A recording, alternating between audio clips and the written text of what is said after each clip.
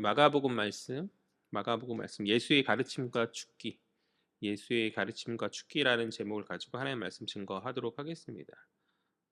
지난 시간 우리는 하나님 나라의 복음을 전파하신 예수께서 당신의 제자들을 부르심으로 본격적인 공생의 사역을 시작하셨음을 살펴보았어요. 제가 2주간 이제 마가복음 설교를 잠깐 쉬어서 조금 시간상 거리가 있긴 하지만 이제 2주 전에 이제 우리가 그렇게 살폈었죠. 첫 번째로 부름받은 그들은 갈릴리 어부들이죠. 4명의 제자를 주께서 부르셨는데 시몬, 안드레, 그리고 야고보와 요한이 바로 그들이죠. 그들은 주님의 부르심에 즉각적으로 반응하였고 각각 그들의 그물과 배와 품꾼과 가족들을 다 버려두고 주님을 쫓았다. 이는 자신들이 지금까지 누렸던 어떤 삶의 방식에서의 극적인 전환이자 자신의 주인됨을 철저히 포기하는 놀라운 변화다라고 그렇게 이야기하였었던 것이죠. 이제 이후로부터 주님께서는 그들과 함께 이제 동행하시는데 여태까지 홀로 사역하신 주님께서 그들과 동행하시면서 그렇게 그들은 주의 사역의 어, 증인으로서 함께 동행하고 참된 제자로서 주님으로부터 훈련을 받는 그런 이후의 여정을 걸어가게 되는 것이죠. 우리는 베드로와 안드레처럼 또 야고보와 요한처럼 안타깝게도 주님으로부터 어떠한 직접적인 음성을 듣고 부름받지는 못하였죠. 성육신하신 주님, 육체의 몸을 입고 오신 그 주님, 살아계신 주님을 그들처럼 눈으로 목도하고 만지고 실제 주님과 동행하는 그런 어떠한 실제적 경험을 우리는 하지 못하였어요. 아무래도 시간적, 공간적 타이밍이 다르기 때문에 우리는 제자들과 같은 그러한 직접적인 부르심이라고 할까요? 그러한 부르심을 경험하지는 못하였다. 그러나 그럼에도 우리는 주의 제자로 동일하게 부름받은 자들인 줄 믿습니다. 어떻게 부름받게 되었습니까? 그러니까 시간과 공간을 뛰어넘어서 기록된 그 말씀을 통하여서 우리는 제자들을 부르신 그 주님의 음성을 그 말씀을 통해서 우리를 부르신 그 음성으로 동일하게 받는 것이죠. 비록 지난 시간 주께서는 시몬과 안드레 또 야고보와 요한을 부르셨지만 우리는 그 부르심의 그 기록, 그 말씀을 믿음으로 받을 때 주님이 동시에 우리를 부르셨음을 믿고 또한 이후에 기록된 주님의 그 공생의 그 여정을 우리가 말씀 가운데 살핌으로 말미암아서 그들과 마찬가지로 그 역사상 주님과 동행했던 그들과 마찬가지로 우리 역시 제자로서 주님의 사역에 함께 동참하는 것이다. 그러하기에 우리가 앞으로 말씀의 내용들을 살필 때 이 말씀을 살핀 가운데서 마치 내가 그 현장에 있는 그 제자들과 같은 그런 심정으로 어떤 그러한 인식을 가지고 나를 훈련시키시고 나에게 가르침을 주시는 그런 주님의 메시지에 우리가 집중하여서 주목해야 하는 줄 믿습니다. 그냥 성경 말씀이 들려주는구나 이 차원의 문제가 아니라 내가 그곳에서 주님의 말씀을 듣는구나, 주님이 내게 직접적으로 말씀하시구나, 말씀하고 계시는구나라는 그러한 열려진 마음을 가지고 우리가 말씀에 귀 기울여야 한다. 복음서는 그것을 위해 기록된 거죠. 주를 따르는 자들이 주님의 가르침과 그분의 사역을 다 잘 이해하고 그러한 깨달음과 이해를 바탕으로 그분의 참 제자로서 변화되고 세워지는 것, 바로 그러한 목적으로 복음서가 기록된 것 아니겠어요? 그것이 바로 기록된 말씀의 목적임을 믿고 마치 내가 그 현장에 있는 베드로인 것처럼, 요한인 것처럼, 야고보인 것처럼, 안드레인 것처럼 그렇게 우리가 말씀에 집중해야 하는 줄 믿습니다. 우리 본문 말씀 살펴볼까요? 우리 21절 다 같이 읽겠습니다. 시작.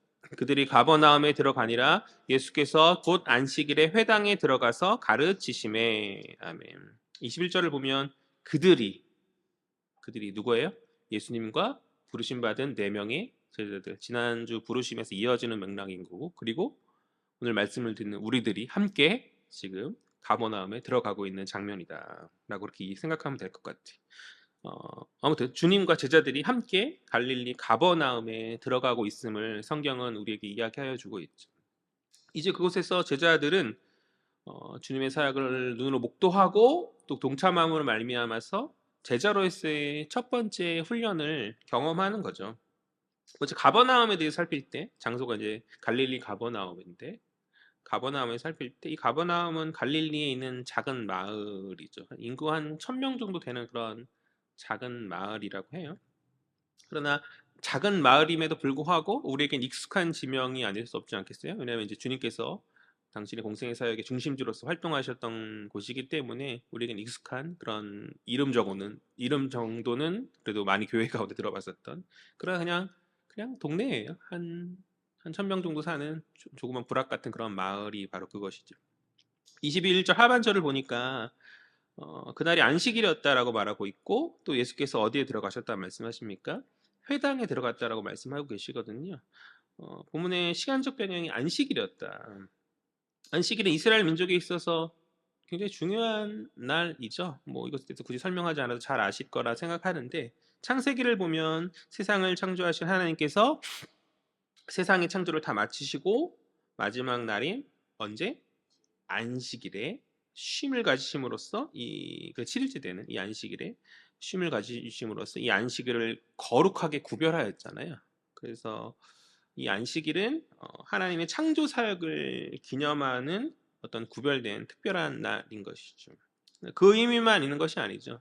또 구약성경 출애굽기를 보면 하나님께서 애굽의 종이었던 히브리인들 그들을 구원하실 때 애굽에 10가지 재앙을 내리심으로써 애굽을 초토화시키시고 당신이 능력 많으신 주권자 되신 하나님이심을 드러내시죠.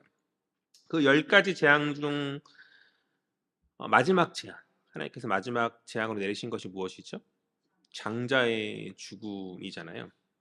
이 장자의 죽음을 피하기 위해서는 집의 문설주에 양의 피를 묻혀서 그러니까 애굽인과는 구별되었다라는 어떤 표시를 했었거든요. 이스라엘 혈통적으로 이스라엘 히브리인을 할지라도 그것을 하지 않으면 그 마지막 재앙을 피해나가지 못하는 것이죠. 애굽인을 할지라도 마찬가지로 그것을 믿고 문설주를 바르면 재앙이 피해가는 어쨌든 구별된 하나님의 사람으로서의 구별된 어떠한 표식을 그들이 행할 때 그들은 재앙을 피해갈 수 있었는데 이제 그것을 기념해서 그들이 이제 안식일을 또 기념하였던 것이거든요. 즉 안식일은 구속주 하나님의 구원 사역을 기념하는 어떤 구별된 그런 날이다. 그러니까 정리하면 안식일이라는 이 절기는 창조주 하나님의 창조 사역과 동시에 구속주 하나님의 그건 구원 사역을 기념하는 그러한 그들의 역사 안에서의 특별한 그러한 날이라는 것이죠. 그것이 바로 안식일이었고 또 공간적 배경을 회당이다라고 말하고 있어요. 오늘 주님께서 가셨던 공간적 배경은 회당이다. 회당이 무엇이죠? 회당은 예배당인 것이죠. 맞아요, 맞습니다. 예배당 맞습니다. 오늘날로 치면 교회 혹은 뭐 기도원 같은 그런 예배당인 것인데 원래 이스라엘의 종교적 중심지는 어디예요? 예루살렘이잖아요. 예루살렘에서 특별히 예루살렘에 있는 성전에서 예수님 당시에는 무너졌던 성전이 이제 헤롯에 의해 다시 세워지고 이제 예루살렘 성전이 아무튼 그러니까 역사적으로 존재하고 있는 그런 상황인데 예루살렘 성전에서 그들이 종교적인 어떤 모든 제의들을 하고 제사도 드리고 예배도 드리고 헌금도 하고 뭐 다 하는 것 아니겠어요? 그런데 이 예루살렘 성전이 있는데 왜 그들은 회당에서 모여서 예배하고 있는가? 그것은 역사적 배경이 있어요. 이스라엘 역사 안에서 그들은 바벨론의 침공을 받아서 예루살렘 성전이 한번 허물어지죠. 다 허물어지고 이스라엘 백성들의 주요한 사람들이 포로로 끌려가게 돼. 그것을 이제 포로기라고 하는데 그 포로 기간을 70년이라고 하거든요. 70년 동안 낯선 타국에서 그들은 성전 없는 삶을 살 수밖에 없는 그런 처지가 되었단 말이죠. 그래서 그들은 예루살렘조차도 갈 수 없고 성전에 존재하지도 않는 그런 상황 가운데서 포로 공동체인 그들이 함께 모여서 예배할 수 있는 곳곳에 처소들을 마련하는데 그것이 바로 회당의 기원이 되어진 것이죠. 이해가 되시나요? 그 전통이 이제 예수님 때까지 이어져서 포로 귀환 이후에도 이제 그 전통이 이어진 가운데 예수님 당시의 유대인들은 종종 그들의 예배 모임을 회당에서 이렇게 이어져 오고 그렇게 진행하곤 하였었다. 오늘 그 회당에 주님 제자들과 함께 말씀을 가르치기 위해서 들어가신 것이죠. 그러니까 자연스러운 거예요. 그 회당은 그들의 예루살렘이라는 성전이 있지만 성전에서도 중요하게 주요 예식들을 하고 제사들을 하고 하지만 매 순간순간 우리가 주일을 교회에 와서 지키듯이 그들이 자연스럽게 회당에서 그렇게 예배 드린 가운데 있었고 그 회당을 통해서 주님 당신의 말씀이 이제 그 회당을 통하여서 전할 수 있는 기회를 삼기 위해서 그 회당을 주님 찾아가신 것이죠. 주님은 그래도 어느 정도 사람들에게 알려지기 시작할 무렵이 아니었겠는가. 그래서 회당장의 초청을 받아서 아마도 말씀을 전하는 어떤 그런 자리로 부름받은 것이 아니었겠는가라는 생각을 하거든요. 보통 이제 회당장의 그 세움을 받아서 이제 바리새인이나 서기 같은 종교 지도자들이 이제 안식일에 이렇게 말씀을 전하곤 했는데, 그런 타이밍에 이제 나름 유명해지기 시작한 어떤 예수에 대한 어떤 소문을 듣고 아마 회당장이 그렇게 초대해서 말씀을 전한 것이 아니었겠는가. 아무튼 22절 볼까요? 다 같이요. 시작. 무사람이 그의 교훈에 논라니 이는 그가 가르치는 것이 권위 있는 자와 같고 서기관들과 같지 아니함일러라. 아멘. 주님이 그 회당에서 말씀을 가르치셨는데 그 가르침이 놀라웠다라는 것이죠. 사람들의 반응에 대해서 22절은 이야기하고 있거든요. 그들의 반응은 놀라웠고, 그들이 놀라게 여겼고, 또 그것을 권위 있게 여겼고, 마지막으로 서기관들과 같지 않게 생각했다. 서기관과는 뭔가 차별된 그런 어떤 특별한 것으로 그들이 생각했다라는 것이죠. 그렇다면 이제 서기관에 대해서 좀 우리가 살필 필요가 있는데, 이제 우리가 문화권이 다르다 보니까 어떠한 하나하나를 조금 짚고 설명할 필요가 있는 것 같아요. 그냥 교회 들어서 서기관은 바리새인, 사두개인 사회등개인다, 뭔가 이렇게 뭉뚱그려서 우리가 좀 생각을 하는데, 그냥 구별돼서 잠깐 설명을 제가 잠깐 드릴게요. 일단 서기관이 나왔으니까 서기관에 대해서 설명하면 간단해요.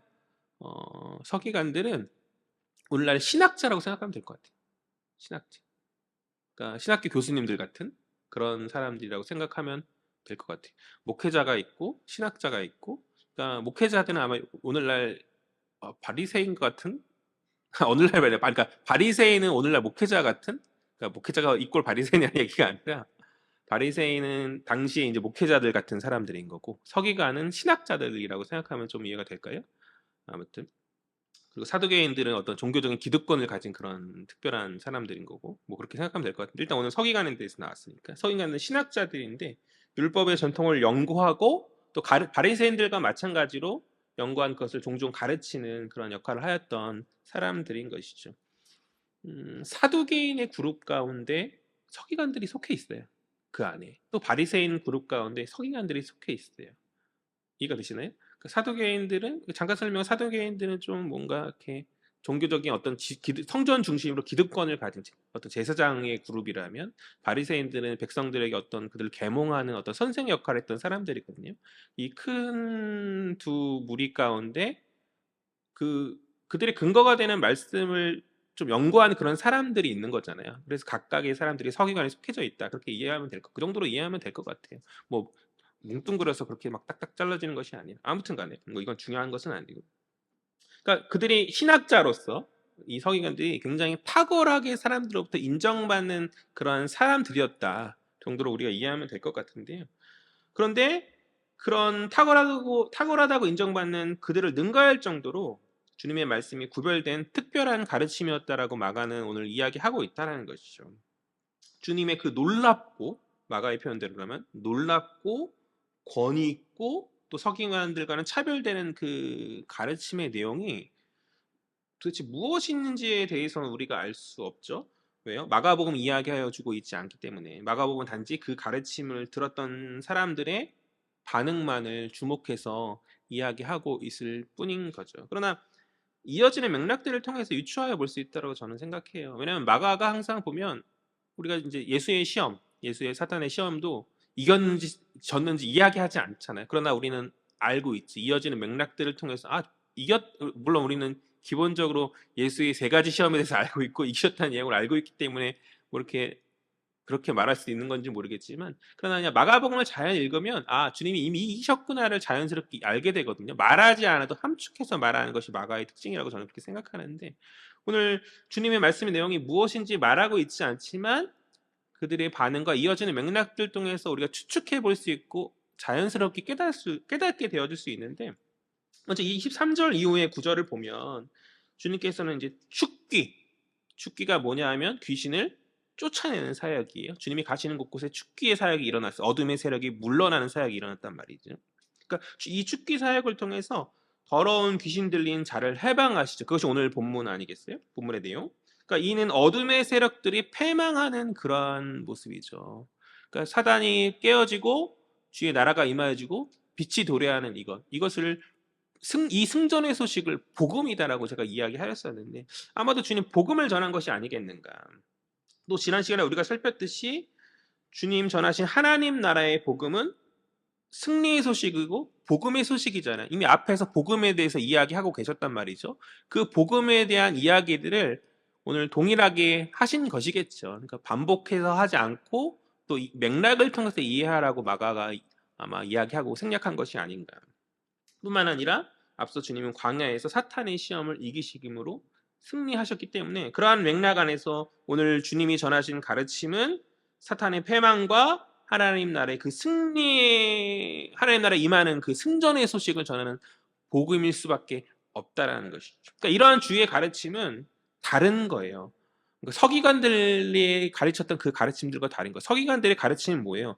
율법의 전통을 연구하고 또 그 사소한 법칙에 집착해서 어떻게 율법을 지키고 또 하나하나의 규칙들을 만들어서 올가매는 그러한 것이잖아요. 근데 주님의 가르침은 해방의 법인 거죠. 그러니까 서기관들과는 내용과 어떤 그 차원이 다른 그런 특별한 가르침일 수밖에 없는 것이죠. 비유하기가 좀 그렇긴 한데 우리가 무속신앙 같은 것들에서 미신이고 그런 걸 보지 말라 하는 건 당연히 저희가 이제 예수 믿으니까 그런 말들도 하지만 저는 어떤 무속신앙이나 이런 것들의 문제가 뭐냐면 사람을 올가매게 하는 거죠. 이사하면 언제 이사해야 돼요? 좋은 날에 해야죠. 아니, 예수 믿는 사람은 무슨 소리야? 하나님이 보호하신 거 지키심이 있는데 그 날이 뭐가 중요해? 그런데 그런 것에 빠져 있는 사람들은 좋은 날을 택해야 돼. 심지어 결혼할 때도 뭔가 궁합이 맞지 않으면 내가 사랑하는 사람이고 뭔가 다 좋고 잘 맞고 그랬는데 어머니가 가서 사주 보고 왔는데 이게 아니대. 너네 가면 불행하대. 라고 말하면 뭔가 찝찝한 거기에 매여 살 수밖에 없는 거잖아요. 그러니까 그거를 무릅쓰고 사랑하니까 결혼했어. 근데 삶의 순간순간 어떠한 고난이 닥치고 문제가 생겼을 때 생각이 나는 거죠. 그 사주. 엄마가 갖고 왔던 그거.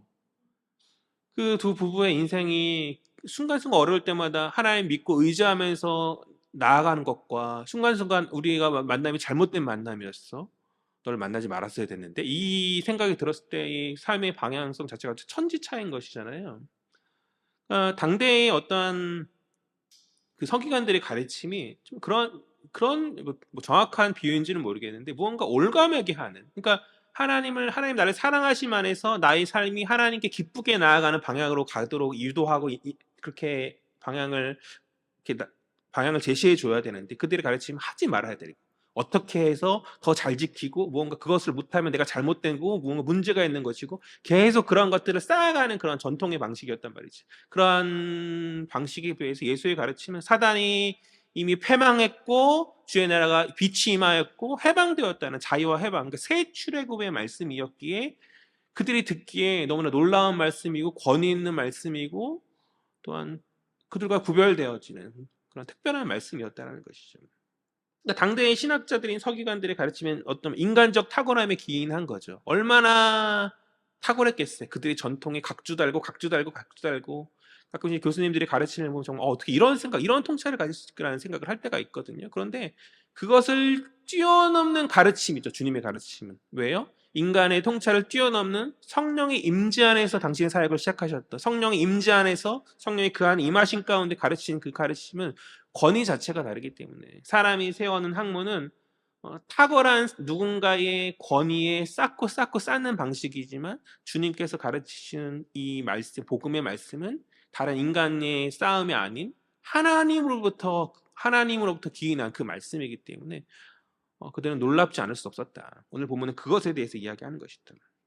아무튼 그렇게 주의 가르침들이 사람들에게 영향을 미치면서 그들을 감화시키는 그런 어떤 선한 말씀으로 작용되어질 때 그 분위기를 깨는 소란이 오늘 일어나게 되는 것이죠. 그것은 더러운 귀신 들린 자의 외침이었다. 우리 23절 말씀 다 같이요. 시작. 마침 그들의 회당에 더러운 귀신 들린 사람이 있어 소리질러 이르되 아멘. 앞에서 살펴보았듯이 오늘의 본문의 시간적 배경이 언제죠? 안식일이죠. 그리고 공간적 배경은 회당이죠. 회당. 교회 회당인 것이죠. 회당과 안식일은 종교성이 있는 거룩한 공간이자 거룩한 시간 아니겠어요? 그런데 그곳에 누가 활개치고 있어요? 그 거룩한 장소, 그 거룩한 시간에 귀신이 활개치는 것이죠. 설교 시간에 목사가 주의 말씀을 듣고 이렇게 선포하면서 외쳐야 되는데 갑자기 술 취한 사람이 들어와서 문 열고 막 활개치는 약간 이상한 상황이잖아요. 그렇죠? 그러한 것을 뛰어넘는 악한 귀신이 거룩한 공간, 거룩한 장소, 거룩한 시간에 와서 활개를 치는 굉장히 아이러니한 그런 장면이다. 그러니까 감히 어디서 나타나? 그렇죠?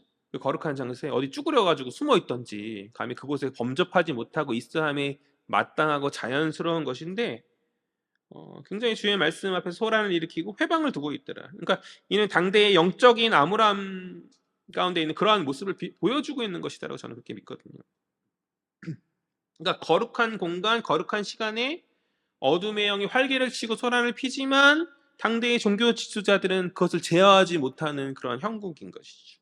결국 그런 가운데 주의 말씀 사역을 방해하는 사원어까지 이어지는 그런 장면인데 사실 오늘 본문의 상황은 우리 애들에게는 조금 이질감이 드는 장면이 아닐 수 없죠. 왜냐하면 우리 근처에 그런 사람이 있습니까? 더러운 귀신 들려가지고 그 악한 영에 제어당하는 사람이 막 활개를 치고 하는 그런 장면이 우리 인생 가운데 볼 일도 없고 그렇죠? 주변에 매우 희귀하기 때문에 오늘 이 말씀이 사실 우리에게는 조금 이질감이 드는 말씀일 수 있는 것이죠. 주일 이 거룩한 날, 이 거룩한 교회 초소에 우리는 말씀이 선포되는 것을 방해하고 끊는 어떤 회방을 주는 어떤 악한 영에 사로잡힌 어떤 더러운 귀신에 사로잡힌 그런 사람들을 우리는 잘 보지 못한. 혹시 보신 분이 계시나요? 거의 없죠. 거의 없더라 다 없으시잖아요. 지금 이 상황 가운데서. 그래서 본문의 이 상황 자체가 좀 멀게 느껴지고 와닿지 않는다라는 것이죠. 그러나 저는 이 더러운 귀신 들린, 그러니까 더러운 영인데 직역하면 더러운 영에 들린 자의 이 모습이 어쩌면 우리와는 그리 먼 모습이 아닐 수도 있다라고 그렇게 생각하거든요. 무슨 말이냐면 주를 믿는다라고 말하면서 거룩한 주일, 거룩한 장소인 이 교회 처소에 우리가 거룩한 시간에 모여서 나와왔지만 그 마음의 중심이 여전히 욕심에 있고 탐심과 음행과 어떤 이기적인 자기 주장에 있다라면 그것은 주의 제자의 모습이 아니라 성도의 모습이 아니라 더러운 영에 제어당하는 악한 영에 제어당하는 그것과 다를 바 없다라는 것이죠. 우리는 좀 넓게 한번 생각해 볼 필요가 있는 것 같아요. 그러니까 적어도 오늘 본문 속에 더러운 귀신 들린 자는 그 행동의 소란스러움으로 말미암아서 무언가 잘못되고 문제가 있음을 우리는 알 수 있어요. 그러나 오늘날 더러운 영에 의해서 그 중심인 미혹당에서 그 더러운 영에게 제어당하는 몇몇의 신자들이라 할까요? 그들은 무언가 잘못되고 무언가 문제가 있으면 쉽게 알 수 없기 때문에 우리랑 똑같은 모습들이니까 쉽게 알 수 없기 때문에 어쩌면 또 우리의 모습이니까 어쩌면 그것이 더 문제 아니겠어요? 차라리 극단적으로 드러나면 저것이 문제 있구나 붙잡아 놓고 기도하고 뭐 축기 사역을 하든 뭐든 할 텐데 그것이 아니라 우리 안에 은근 있는 가운데 세상적 어떤 그런 중심으로 그죠? 어떤 껍데기 신자의 모습으로 앉아 있는 가운데 문제가 없는 것을 여겨지고 있기에 기도해 줄 수도 없고 무언가 스스로 문제가 있다고 깨닫지도 못하고 그러니까 이 오늘의 본문의 그 상황이 너무 먼 것은 아님을 우리는 생각해 보아야 한다는 것이죠. 깨닫고 돌이켜야 하는 줄 믿습니다. 한편 그런 생각을 해봐요. 오늘 본문 속에 더러운 영에 제어당하는 그런 사람이 그 공동체에 있다라는 그것은 당대의 무능인 것이잖아요. 종교 지도자라고 불렸던 서기관 같은 자들이 아무 능력도 없고 뭐 그들의 탁월함을 백성들 앞에 많이 자랑했을지 모르겠지만 아무런 힘도 발휘하지 못하고 바른 방향을 제시하지 못하고 있기 때문에 그 거룩한 안식일, 그 거룩한 처소인 회당에서 악한 영이 활개를 치는 그러니까 그러한 상황처럼 오늘날 이 거룩한 주일, 거룩한 처소인 교회의 신자들은 곳곳에 많이 있지만 그 중심이 살아있는 정말 복음의 말씀이 아닌 악한 영에 제어당하는 껍데기 신자들이 교회 공동체 안에 너무나 많은 건 저와 같은 무능한 목회자 때문이 아닌지 그러니까 동일한 실패를 반복하는 것은 아니지 저는 한번 주님 앞에 무릎 꿇고 한번 고민해 봐야 된다. 고개 숙여야 된다고 생각해. 저와 같은 목회자들이 왜 이렇게 껍데기 신자들이 많고 왜 그렇게 더러운 영에 악한 영에 제어당하는 어떤 겉모습은 멀쩡한데 예수님 당시 그때와 다를 바 없는 어떤 당대의 무능의 모습으로 주님이 맡기신 이 교회의 공동체를 이끌고 있는가 라는 생각을 하면서 좀 무거운 책임감을 느낍니다. 그러니까 말씀 그대로 살아있는 복음 그대로가 아니라 어떤 처세술과 성공의 비법을 복음인 양 포장한 가운데 교회가 혹 전하고 있었던 것은 아닌지. 그러니까 낮아짐과 섬김의 또 고난과 희생의 좁은 길을 걸어가는 주님이 가셨던 그 복음의 본질을 전함이 아닌 어떤 사람을 모으기 위해서 혈안이 되어서 이단적 가르침, 이단적 방법론 먼저 개의치 않는 뭐 알파다 뭐다 막 이빨이 금리가 되고 뭐 이런 것들 한국교회에서 얼마나 그런 말 학교 교수님들이 그런 거 아니다 잘못된 거다라고 방법론의 문제를 지적해도 전도 방법이다. 사람만 모으면 된다는 거죠. 수단과 방법과 상관없이 그냥 하는 것이죠. 그러니까 그러한 모습들이 거룩한 교회 공동체의 악한 영이 활개치고 말씀을 회방하는 공간으로 만드는 이유가 되었지 않았는가. 그러니까 많이 스스로 삼가고 무거운 책임감을 느껴야 된다고 생각해. 저와 같은 리더 역할을 하는 사람들이. 그러나 말씀을 전하는 자뿐만 아니라 듣는 자들 역시도 책임이 없진 않죠. 그렇지 않겠어요? 조금만 뭔가 설명하고 조금만 더 말씀을 깊이 있게 나가려고 조금 딱딱한 거, 그러니까 가벼운 말, 이유식 같은 거 말고 조금만 더 딱딱한 좀 씹어야 되는 말씀을 전할 때 그걸 참지 못하고 지루해하고 집중하지 못하고 또 그리고 사실 말씀에 별 관심이 없어요.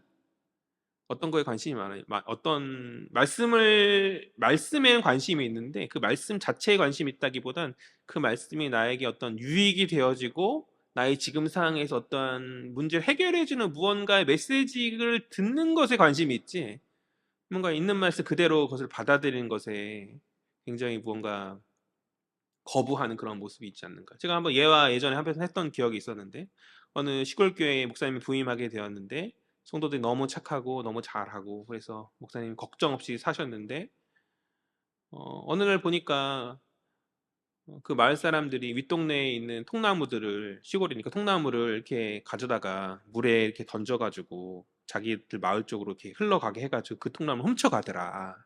그래서 목사님이 그것을 충격을 받고 설교를 하셨죠. 십계명 설교를 하심으로 해서 도둑질하지 말라.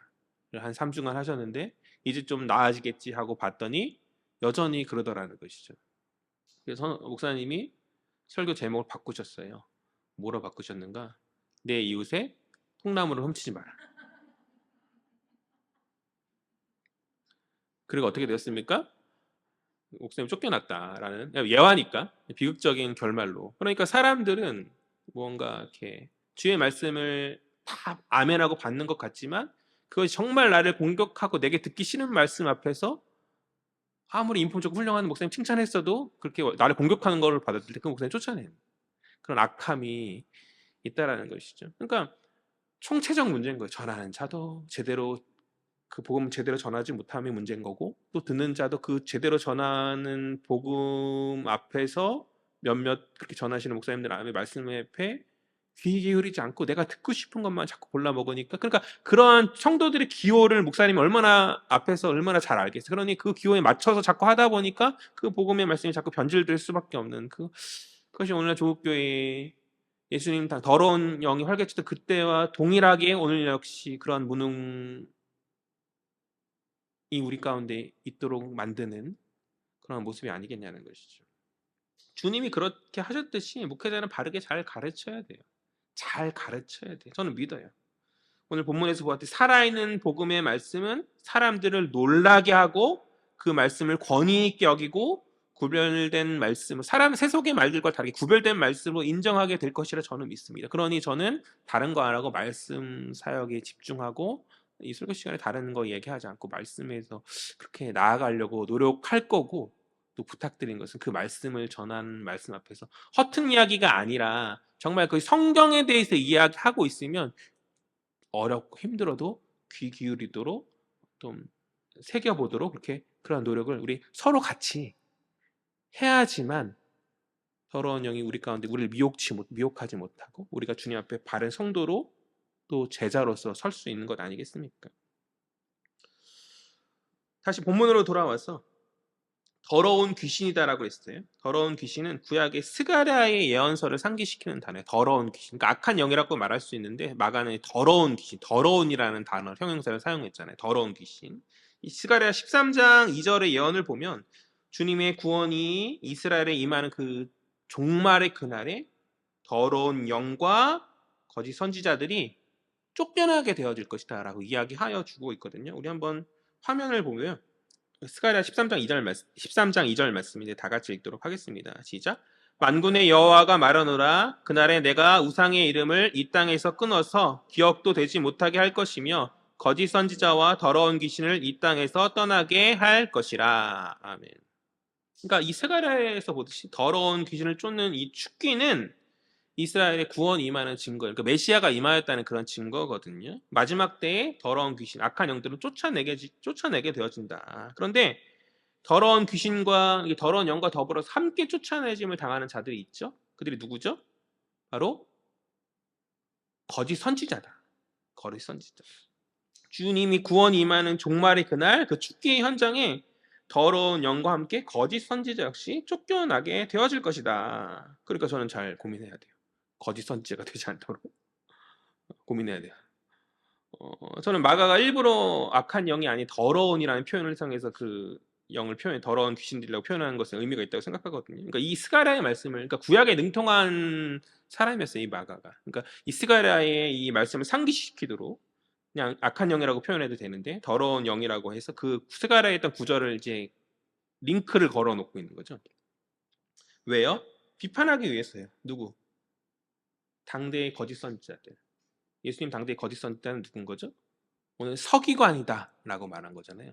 당대의 신학자들은 그들이 잘못된 자들이다. 왜요? 율법의 전통을 가르치지만 그 율법의 전통은 어느덧 변질되어 사람의 전통이 되었고 참된 주님의 말씀과는 너무나 멀어진, 하나님의 말씀과 너무나 멀어진 그런 말씀이기 때문에 오늘 주님이 가르침 이야기, 오늘 예수 그리스도의 그 주님이 가르침 임하게 될 그때에 그것이 드러나고 쫓겨나게 되었음을 굉장히 마가가 아주 탁월하고 함축적으로 표현해주고 있다라고 그 정도 선으로 이해하면 될 것 같아요. 그렇다면 우리가 적용해보죠. 오늘날 교회 공동체 안에서 잘못된 방향과 세속적 처세를 이야기하는 그런 거짓된 가르침도 볼 것 없이 주의 복음 앞에서 다 빛을 잃고 사라지게 될 것이다. 지금 당장은 어떤 새를 불릴 수도 있고 그 말씀이 영향력 있고 뭐 그럴싸해 보일 수 있을지 모르겠지만 주님 불면 다 날아갈 헛된 것이기 때문에 우리는 잘 분별하여서 바른 말씀과 복음이 살아있는 어떤 그런 강단을 붙여주면서 귀 기울이고 참된 말씀을 사모할 수 있는 각 사람들이 되어야 하는 줄 믿어요. 우리 24절 다 같이 읽겠습니다. 넘어가서 24절 시작. 나사렛 예수여 우리가 당신과 무슨 상관이 있나이까? 우리를 멸하러 왔나이까? 나는 당신이 누구인지 줄 아노니 하나님의 거룩한 자니이다. 아멘. 아무튼 더러운 귀신 들린 자가 소란치면서 주의 말씀을 회방하는 가운데 24절은 그 귀신 들린 자가 따지는, 그 귀신이 더러운 영이 따지는 그런 장면인 것이죠. 그 약한 영이 뭐라고 말하고 있어요?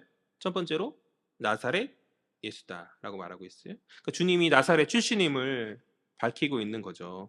그러니까 많이 제가 앞에서도 이야기한 것 같은데 당대의 사람들이 기대했던 메시아의 상은 그들의 중심지였던 유대 땅에서 나오는 사람이거든요. 그런데 나사렛은 완전 촌동네, 완전 시골 저기 끝에 있는 완전 촌동네이기 때문에 뭔가 기대되지 않는 곳, 메시아가 거기서 난리가 없다라고 생각했던 그런 땅이었단 말이죠. 근데 그런데 이 더러운 영이 나사렛을 언급함으로 어떤 회당에서 어떤 권위 있고 놀라게 하고 권세 있는 말씀을 감화시키고 있는 그 예수의 영향력에 뭔가 어떤 의도적으로 흠집을 내고 있는 그런 모습으로 우리가 이해하면 될 것 같아요. 이해가 되세요? 그렇죠? 그러니까 막 이렇게 뭐 그런 거잖아요. 뭐 이렇게 뭐 국회의원이나 뭐 대통령 선거 나가고 막 이렇게 하는데 어떤 보통 이제 서울대 출신 뭐 이런 걸 말하는데 쟤는 어디 뭐 지방대 뭐 지잡대야 막 이렇게 말하면서 막 그러한 어떤 모습이라는 것이죠. 다음으로 그 악한 영은 주님과 자신들이 상관없다, 상관이 없다라고 말하고 있어요. 그러나 왜 상관이 없습니까? 상관이 있죠. 주님 이 땅에 오신 이유가 무엇이에요? 복음, 승전의 소식을 가져오기 위해서. 어떤 승전의 소식? 악한 어둠의 세력을 멸하시고 당신의 백성을 구속하시기 위해서 오신 것 아니겠어요? 구원하시기 위해서. 또 이어서 이 더러운 영이 우리를 멸하러 왔냐라고 묻고 있죠. 그 더러운 영이 몰라서 묻는 것이 아니라 알고 있어요. 그러나 그것을 부정하고자 하는 것이죠. 그러니까 하반절을 보면은 굉장히 놀라운 고백을 귀신이 하잖아요. 신앙 고백이죠. 신앙 고백을. 갑자기 그가 주님을 안다 말하면서 무엇라 고백합니까? 당시 하나님의 거룩한 자이다라는 엄청난 신앙 고백을 하는 것이죠. 제자가 먼저 한 것도 아니고 더러운 약한 영이 먼저 하고 있단 말이죠. 그럼 이걸 긍정적으로 볼 수는 없잖아요. 더러운 영이 분명히 의도를 가지고 이렇게 한 것이니까. 긍정적인 것은 아닌데 문맥 속에서 이 고백을 우리가 좀 살펴야 돼. 그러니까 그 고백 자체는 긍정적이고 좋은 건데 의도를 살필 필요가 있는데 문맥 속에서 주님은 거룩한 분이시기 때문에 거룩한 자죠. 거룩이라는 게 뭐예요? 성경이 말하는 거룩이라는 게 뭐죠? 깨끗하고 뭐 이런 거예요? 성경이 말하는 거룩은 구별되는 거죠. 왜 처음 듣는 것처럼 말씀하세요? 성경이 말하는 거룩은 구별되어지는 거예요. 구별되어지는 거. 따로 이렇게 하나님께 드릴 걸 따로 놓고 해서 거룩하게 구별하잖아요. 그러니까 성경이 말하는 거룩은요, 구별되는 거예요. 구별된 건 흠 있는 그런 것들과 접촉하거나 뭐하거나 그래서는 안 되는 거죠. 거룩하게 구별된 것이기 때문에. 그러니까 만약에 이렇게 접촉하거나 하면 부정이 전염되잖아요. 부정이 거룩에 전염될 수 있기 때문에 거룩한 건 항상 구별되고 항상 부정한 것들과 뭐 시체나 뭐 그런 어떤 더러운 것들이나 이런 것들에 떨어져 있어야 될 그러한 것이라는 것이죠. 그런데 이야기하는 거죠. 당신은 거룩한 자인데 그 구별된 자가 이 우리 같은 더러운 영이라고 말해요. 이 더러운 것에 접촉해도 됩니까? 라는 어떠한 말을 함으로 말미암아서 말하고 싶은 이 더러운 영 의도는 주님 우리가 당신과 상관없는 없어야 되지 않습니까? 당신 거룩한 자인데 왜 우리랑 상관이 있어요? 그렇게 이야기하고 있는 것이죠. 설령 당신이 우리를 멸하러 왔다라고 할지라도 그것은 잘못된 거죠. 왜요? 접촉하면 부정한 것이니까. 그건 잘못된 거 아닙니까? 나름의 논리로 지금 주님께 반항하고 반발하고 있는 그러한 모습이다. 이 사단, 이 어두운 영, 악한 영의 말을 이야기했던 이 말을 우리가 그렇게 이해하면 될 것 같아요. 이해가 되시나요? 굉장히 교묘하게 예수를 높이는 듯 하지만 예수의 사역이 그 뿌리부터 잘못됐다라고 그렇게 주장하고 있는 모습인 것이죠. 또 마가복음을 앞으로 계속 살필 때 주님께서 당신의 그 메시아 되심을 침묵하라고 말씀하시거든요. 예수께서 참된 메시아라고 고백하는 사람들이 깨닫고 그런 사람들에게 말하지 마라. 침묵해라. 아직은 때가 아니다라고 말씀하시면서 주님 침묵을 요구하세요. 신학자는 이것을 메시아닉 시크릿이다라고 이렇게 정의하는데, 그러니까 주님의 메시아 되심은 당대의 사람들이 생각했던 그 메시아관, 그러니까 이스라엘 사람들이 생각했던 메시아관이 무엇이었죠? 다윗 같은 메시아. 제가 여러 번 이야기했던 것 같은데 다윗 같은 메시아는 어떤 메시아예요? 전쟁에 능하는, 그쵸? 그 권력을 싸워서 이겨서 어떤 제국과 같은 어떤 승리의 어떤 그런 메시아를 이해했단 말이죠. 그런데 주님의 메시아 되심은 그들의 그러한 기대와는 다른 섬김과 고난의 모습을 가지신 메시아가 바로 주님의 메시아 되심이었고, 그러니까 그들이 그것을 깨닫지 못한 가운데 주님의 이 메시아 되심이 알려지면 사람들이 오해할 수 있는 거죠. 사람들이 오해하고 같이 주님과 같이 전쟁하러 가자 막 이렇게 헛된 어떤 방향으로 막 이렇게 사람들의 이런 막 심리가 모아지면 주님이 사역하는 그 사역의 방향이 얼마나 많이 방해받을, 실제로 그러하셨고, 그렇기 때문에 주님께서는 당신의 메시아 되심을 침묵하게 하시고 그 제자들이 다 알고 깨닫고 또 사람들이 어떤 그러니까 당신의 때에, 그러니까 주님이 제자들이 다 깨닫고 당신의 때에 이제 때가 이르길 전까지 메시아 되심을 함구하셨다. 그렇게 이해하면 될 것 같아요. 아무튼 그런데 오늘 귀신의 이러한 주의 메시아 되심을 밝힘은 그러니까 주님의 사역의 초반이고 드러내서는 안 될 그런 어떤 잘못된 방향성으로 인도할 수 있는 그런 분명한 어떤 의도가 있는 것이기 때문에, 그렇기 때문에 의도가 있는 모습. 그러니까 주님의 사역 가운데에서 사탄은 끊임없이 그 사역의 방향을 변질시키려는 시도들을 하거든요. 그러니까 보이지 않는 사탄의 시험이 지금 이 상황에서도 계속되고 있는 그런 모습으로 우리가 이해하면 되겠다. 이해되시나요? 제가 좀 흐름이 끊겨가지고. 그렇기 때문에 이러한 측면에서 이 더러운 영의 고백은 그 고백 자체는 틀림이 없는 것이고 훌륭한 고백이지만 긍정적인 고백은 아니었다. 저는 복음이 전해지고 주가 구원자 되심이 전파되는 그 전파되어짐 앞에서 때와 장소가 중요하다고 생각해요. 아무리 좋은 말이라고 할지라도 틀린 말이 없다라고 할지라도 지혜롭게 하지 않으면 그것은 하지 못하는 말이 아닐 수 없는 거죠. 그러니까 이제 우리가 좋은 말이라고 다 막 하고 말하지 말고 때로는 침묵할 필요도 있다.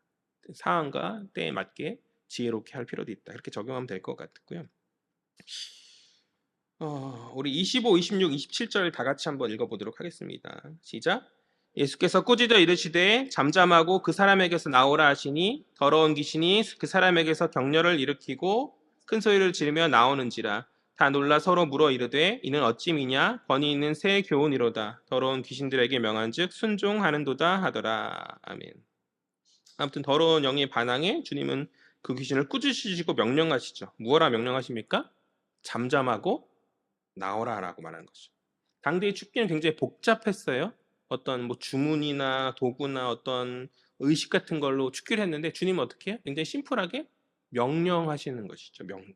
그러니까 이러한 축기의 모습을 보면서 사람들이 놀랍고 권위 있게 여겼고 새로운 가르침으로 인정하고 받아들였다. 그도 그럴 수밖에 없는 것이 굉장히 뭐랄까 어렵지 않게 하셨던 그 모습 가운데 그렇게 뭐 사람들이 받아들이는 게 뭐 자연스럽게 받아들일 수 있는 것이죠. 하나님 창조하셨을 때, 창세기 하나님 창조하셨을 때 세상을 창조했던 그 하나님께서 혼돈의 흑암의 깊음, 그 혼돈의 어떠한 상황들을 질서 있게 잡으시면서 세상을 창조하시거든요. 오늘 그 모습을 주님이 보이시는 거예요. 혼돈의 영을 명령하심으로 말미암아 질서 있게 하시는 그 장면을 보여주시는 것이거든요. 그리고 또 간과하지 말아야 될 것이 그 악한 영이 제어될 때 그 악한 영에 사로잡혔던 그 사람이 어떻게 돼요? 해방하는 것이죠. 해방. 그러니까 구속의 역사가 동시에 그러니까 새 창조와 구속의 역사. 그러니까 하나님께 보이셨던 그 안식일의 그 의미. 안식일이 새 창조와 그러니까 창조와 출애굽 그러니까 안식일이 창조와 구속의 의미가 있다고 했잖아요. 그 안식일에 예수께서 하나님께서 보여주셨던 그 모습을 재현해 주고 계신 것이다. 새 창조와 새로운 출애굽의 모습을 보여주심으로 말미암아 당신이 하나님 되심을 선언하고 있는 그러한 장면이다라고 이해하면 될 것 같습니다. 그러면 자연스럽게 우리 28절 나오듯이 예수의 소문이 곧 온 갈릴리 사방에 퍼지더라. 주님의 소금이 그 권위 있는 그 놀라운 말씀이 전파되지 않을 수 없다라는 것이죠. 말씀을 정리해 보죠. 주님의 복음 앞에서 어둠의 세력들은 쫓겨날 수밖에 없어요. 그렇기 때문에 그분의 제자로서 우리는 다른 무언가 더 할 필요가 없다. 우리는 다만 십자가의 복음을 전할 뿐인 것이죠. 그 빛의 어둠은 물러가고 회복이 임하게 되어지는 줄 믿습니다. 아멘. 그러니까 오늘날 여전히 더러운 영에 제어당하는 껍데기 신자들이 참 많이 있는 것 같아요. 탐심과 높아짐, 헛된 것에 마음 빼앗긴 가운데 미혹의 영에 사로잡힌 신자들이 얼마나 많이 있는지. 오늘날 거룩한 공동체인 교회 공동체에 그런 자들이 많은 것은 저와 같은 전하는 자의 어떤 무능일 수도 있고 또 그 다음으로 듣는 자의 말씀 분별함의 어떤 부족함 때문이 아니겠는가. 어둠의 세력을 물리치는 능력이 있는 십자가의 복음으로 돌아가자. 십자가의 복음, 다른 무엇이 아니라 복음으로 돌아감으로 말미암아서 교회 회복이 임함을 믿고 속한 지체들의 참된 변화가 임함을 믿고 그것을 깨닫는 가운데 복음의 말씀을 들고 우리가 함께 서자. 다음 더러운 영은 끊임없이 복음에 반항하고 그것을 거부하고자 할 거예요. 그러한 가운데 미혹된 지체들은 고통 가운데 녹일 수밖에 없는 것이죠. 우리는 그들을 바라보면서 긍휼히 여겨야 하는 줄 믿습니다. 고통 가운데 있는 지체들, 미혹의 영 가운데 아직 헤어나오지 못한 그들을 바라본 가운데 그들이 바른 복음 안에 세워질 수 있도록 해방되어지고 회복되어질 수 있도록 그렇게 기도하여주고 섬겨주는 그런 모습이 우리 가운데 일어나기를 간절히 소망해. 그러라고 우리를 교회로 부르신 줄 믿습니다. 오늘 주님과 함께한 제자들은 본문 속에 어떠한 대수도 없고 어떠한 액션도 없어요. 그죠? 다시 주님 말씀으로 사단을 드러내는 그 현장을 보고 경험할 뿐인 거죠. 그런데 보고 듣고 경험한 보고 듣고 경험한 그것들을 가지고 이제 그 제자들이 이후에 잘 훈련된 그들이 이후에 주님이 하셨던 그것과 같은 동일한 사역들을 하거든요. 주님 그들을 파송할 때 축기하고 주님 하셨던 그것대로 능력을 발하는 그런 모습을 우리는 마가복음의 이후에 기록된 기록들을 통해 살펴볼 수 있는데, 우리 역시 그래야 한다는 것이죠. 주의 제자로서 주의 하셨던 사역들을 잘 지켜보고 주의 그렇게 잘 훈련되어진 가운데 사명 감당함으로 우리의 전하는 그 복음이 땅에 떨어지는 것이 아니라 능력으로서 사람을 변화시키고 더러운 영에 사로잡혀서 자들을 해방시키는 참된 능력으로 선포되어지기를 간절히 소망합니다. 그것이 교회의 사명이자 부름받은 성도의 사명이다. 그러니까 단순히 복음 전함에 있어 교회 나와라, 우리 목사님 좋다, 뭐 이렇게 교회 분위기 좋다, 뭐 이런 것들을 하는 것이 아니라 정말 고차원적인 변화와 회복의 사명이 우리 가운데 있다라는 것이죠. 정말 참된 복음으로 그들을 변화시키는 그 사명이 우리 가운데 있다. 사람을 불러 모으기 위함이 아니라 변화시키기 위함임을 우리가 잊지 않았으면 좋겠어요. 오늘날 나라가 많이 시끄럽고 세상이 많이 시끄럽죠. 이기적인 권력욕, 명예욕, 물질욕, 또 음행함, 또 어떤 비상식적인 미신과 무속의 풍속이 이 사회를 혼란스럽게 하고 있어요. 그러니까 거룩한 교회가 이리도 많은데 왜 그러한 모습들이 드러나고 나타납니까? 그러니까 교회가 복음으로 더러운 영을 꾸짖지 못해서 그런 모습들이 나타나는 것 아니겠어요? 잠잠하라, 그렇게 명령해야 되는데, 나와라, 그렇게 쫓아내면서 그렇게 명령해야 되는데, 복음의 능력을 잃어버려 무능함으로 더 이상 세상을 놀라게 하지 못하고 권위를 잃어버린 채 속한 지체들과 속한 교회 공동체가 진부한 외침만을 하고 있는 것은 아닌가. 새로운 가르침이 아니라 복음으로 돌아와 우리가 복음의 능력을 회복해야 하는 줄 믿습니다. 다른 것이 아니죠. 복음입니다. 복음으로 돌아와서 빛으로서 소금으로서의 선한 영향력을 회복할 수 있는 조국 교회, 그리고 우리 헤아림 공동체 되어지기를 주의 이름으로 간절히 소망합니다.